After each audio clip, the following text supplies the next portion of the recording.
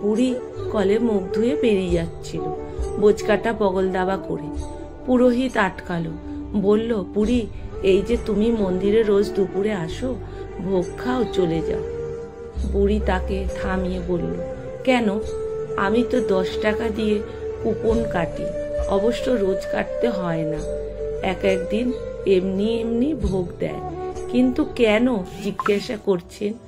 পুরোহিত বলল, না মানে তোমার তো আরতির সময় দেখি না, সকালে পুজোর সময় দেখি না, তাই বছরে এক আধ দিন তোমায় মন্দিরে, অন্য সময় দেখি না। সারাদিন করো কি? বুড়ি বলল, কেন, ভিক্ষা। রাতে স্টেশনে শুই, আবার সকাল থেকে ভিক্ষা করি। পুরোহিত বলল, তোমার কিছু চাওয়ার নেই মার কাছে? এই যে এত দূর দূর থেকে সব আসে মায়ের কাছে এটা সেটা চাইতে, তোমার কিছু চাওয়ার নেই? বুড়ি বলল, নেই গো, ছেলে বার করে দিল, বলল শুতে দেওয়ার জায়গা নেই, খেতে দেওয়ার ভাত নেই, তাদের পরিবার বড় হচ্ছে, তা ছেলে যখন বার করে দিল তখন তোমার ও কালী আমায় কি করবে? তাকে তো আমি পেটে ধরিনি রে বাবা, তার কি দায়? তবে মন্দিরে আসো কেন?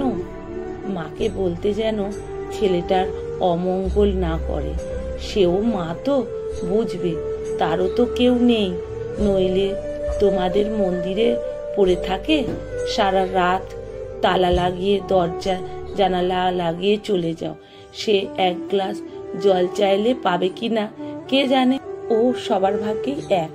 দেখো না, এই দুর্গাপুজো আসছে, নর্দমার উপরে এখানে সেখানে প্যান্ডেল করে 4-5 দিন ঠাঁই দাঁড় করিয়ে রাখবে, কান মাথা খাওয়া গান চালাবে, মদ গিলিয়ে রাতে নেও করবে, কুটকাচালি করবে, সব সেজে গুজে বসে মা ঠায় দাঁড়িয়ে থাকবে, তারপর মন ভরে গেলে টান মেরে জলে ফেলে দিয়ে আসবে নাচতে নাচতে।